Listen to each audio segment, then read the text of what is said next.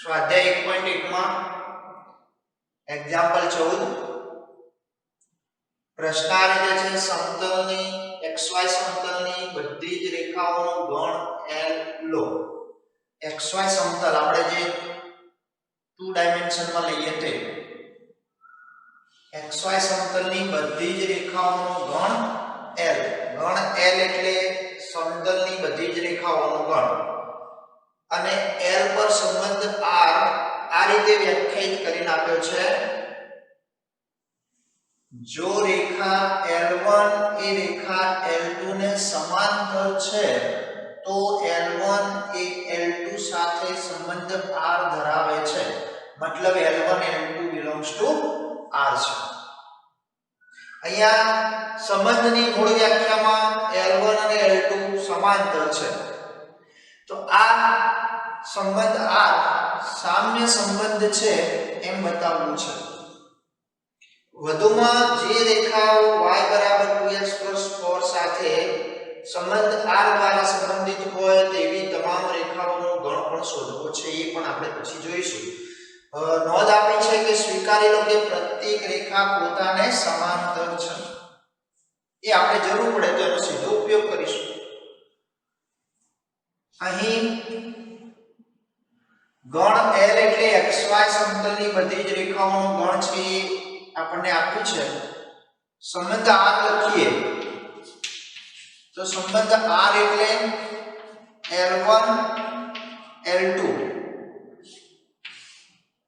L1 એ L2 ને સમાંતર છે તો સંકેતમાં L1 સમાંતર L2 એમ લખીશું L1 એ L2 ને સમાંતર છે મતલબ L1 સમાંતર L2 તો L1 L2 belongs to R આ આપણને સંબંધ આપ્યો છે આ L1 અને L2 એ xy સમતલની બધી જ રેખાઓ છે આપણે લખવું હોય તો એવું કહી શકીએ કે જ્યાં L1 L2 belongs to capital L કહી શકાય મતલબ સમતલની રેખાઓ છે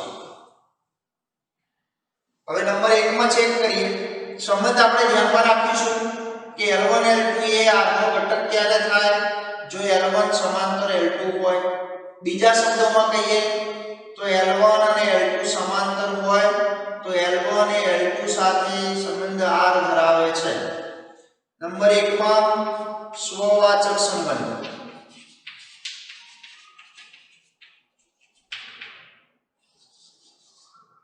પ્રત્યેક L1 belongs to L માટે વિચારીએ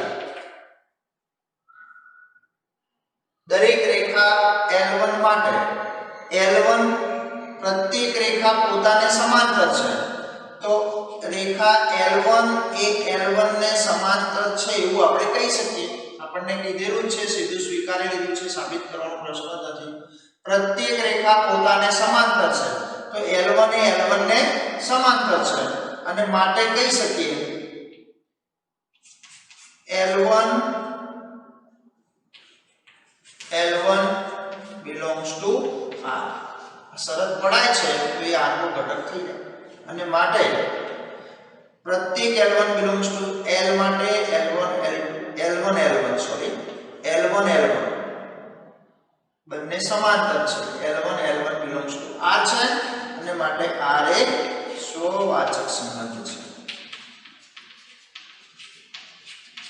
છે એક પરિણામ સાબિત થયું બીજા નંબર સંમિત સંબંધ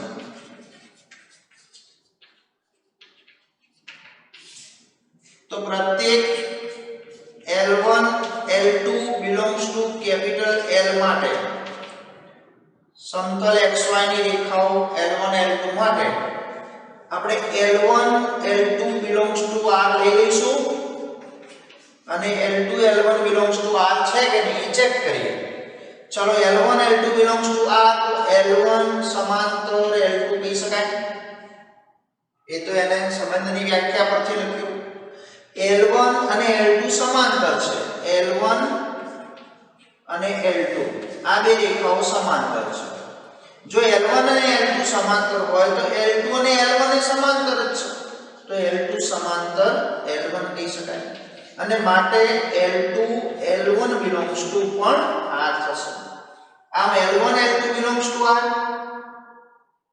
પછી L2 L1 belongs to R બતાવે માટે R એ સમમિત સંબંધ છે એમ કહી શકાય. પરિણામ 2. એક સ્વવાચક બતાવ્યા, બે સમમિત બતાવ્યા.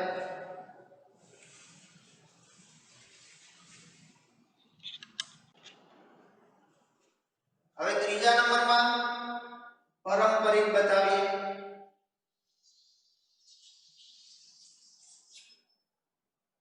નંબર 3 પારંપરિક સંબંધ.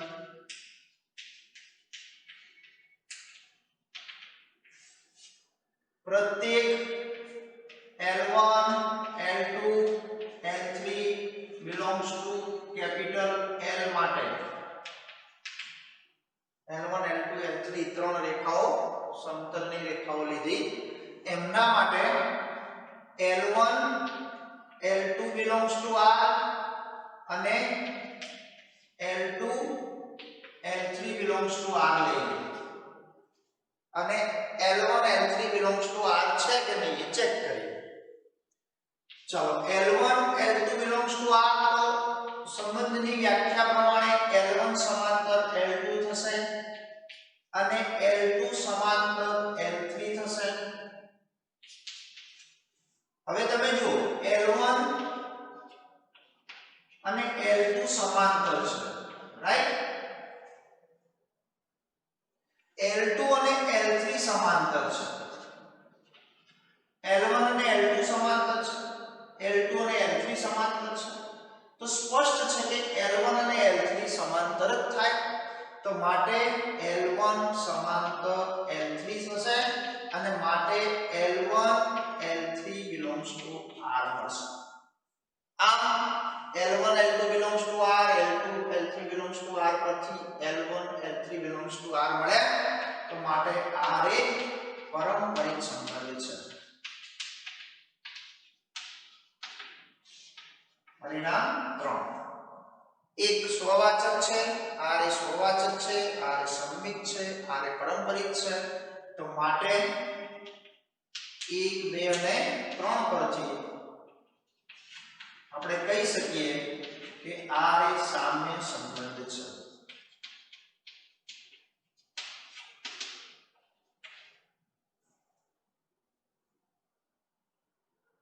આગળ પ્રશ્ન જોઈએ. જે રેખાઓ y બરાબર 2x 4 સાથે સંબંધ R દ્વારા સંબંધિત હોય તેવી તમામ રેખાઓનો ગણ શોધવો છે. તો હવે રેખાઓ y બરાબર 2x 4 સાથે સંબંધ R દ્વારા સંબંધિત હોય. અહીંયા આપણે આ રેખા L1 કહી દઈએ. એ L1 સાથે સંબંધ R દ્વારા સંબંધિત હોય તેવી રેખાઓ આપણે શોધવી છે. રેખા L1 કે જે y બરાબર 2x 4 કહી છે, એ રેખા સાથે સંબંધ R દ્વારા સંબંધિત હોય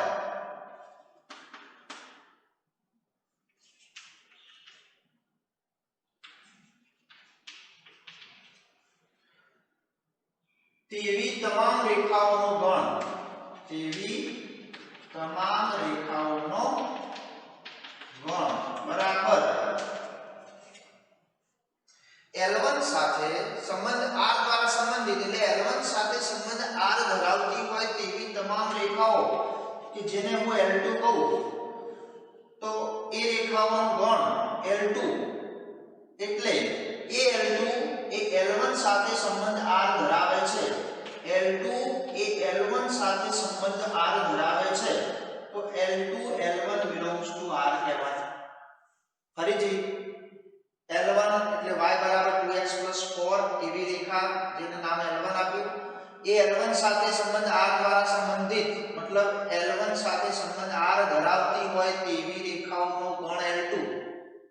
એ L1 સાથે સંબંધ R ધરાવે છે તો L2 L1 belongs to R કહેવાય. એનો મતલબ કે એવી રેખાઓ L2 કે એ રેખા L2 એ L1 ને સમાંતર હોય, L2 એ L1 ને સમાંતર છે મતલબ y બરાબર 2x 4 ને સમાંતર હોય, તો અહીંયા કહી શકાય કે L2 એ L1 કે જે y બરાબર 2x 4 ને સમાંતર છે।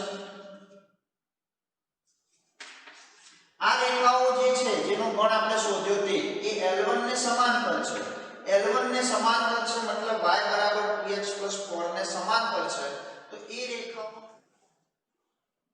બરાબર રેખાઓ આને સમાંતર એટલે કે y બરાબર 2x c જ્યાં c belongs to r એવી રેખાઓનો ગણ। આપણને જે ગણ માંગ્યો હતો તે રેખાઓ y બરાબર 2x c નો ગણ થશે જે આમને સમાંતર છે।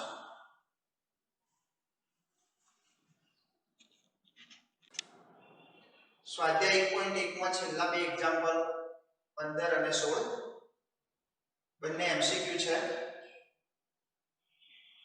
15 માં એક્ઝામ્પલ ની વાત કરીએ તો ગણ 1 2 3 4 પર સંબંધ r આ રીતે યાદીની રીતે આપેલો છે આપણને। આ સંબંધ r એ સ્વવાચક સંમિત કે પારંપરિક પૈકી કયો સંબંધ છે એ આપણે ચેક કરવું છે। તો અહીં 1 2 3 4 પર સંબંધ r આપેલો છે, તો એમાં 1 1 r માં છે, 2 2 r માં છે, 3 3 પણ છે અને 4 4 પણ છે, તો માટે r એ સ્વવાચક સંબંધ છે।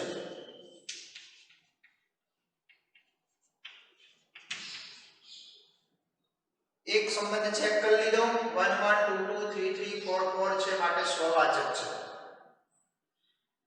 બીજા નંબરમાં સંમિત માટે 1 2 r માં છે તો 2 1 છે ચેક કરીએ 2 1 નથી, અહીં 1 2 belongs to r છે પરંતુ 2 1 does not belongs to r અને માટે કહી શકાય કે r એ સંમિત સંબંધ નથી।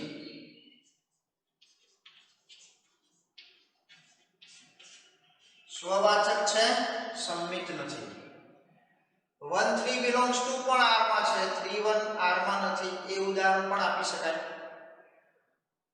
આમ તો તમને વિકલ્પો આપ્યા છે એટલે આ બે ચેક કરશો તો એ જવાબ મળી જશે।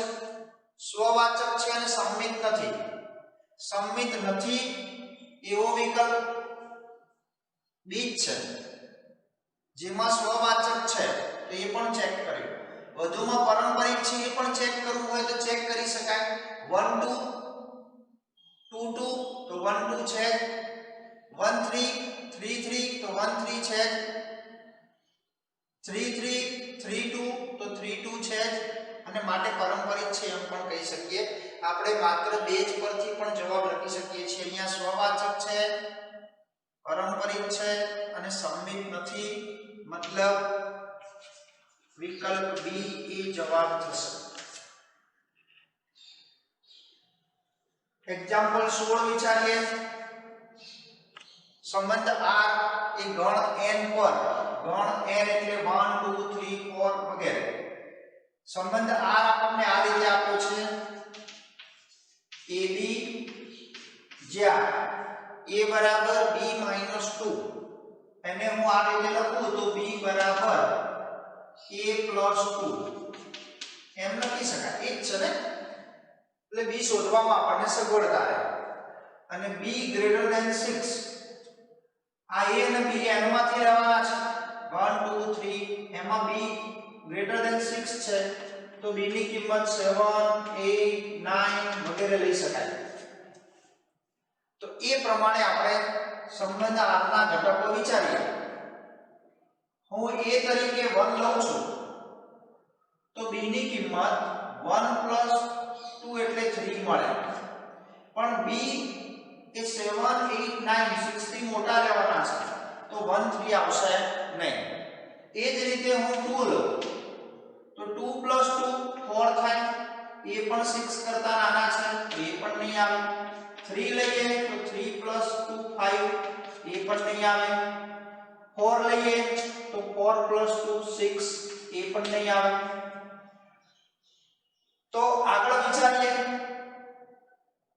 5 લઈએ, એની કિંમત 5 લઈએ તો 5 + 2 7 થશે તો એ 7b છે તો મતલબ 5 7 આવશે.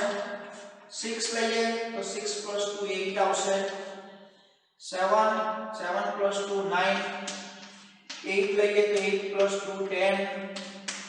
એ પ્રમાણે આગળ વિચારીએ તો 9 તો 9 + 2 11 10 તો 10 + 2 12 વગેરે ઘટકો આવશે. આ ઘટકો આવતા નથી એ ધ્યાન રાખીશું. બાકીના ઘટકો એના સંબંધ આરના ઘટકો છે. તો હવે તમે વિચારી શકો છો 2 4 તો 2 4 તો છે જ નહીં. 3 8 તો 3 8 પણ નથી. 6 8 તો 6 8 છે. 8 7 નથી.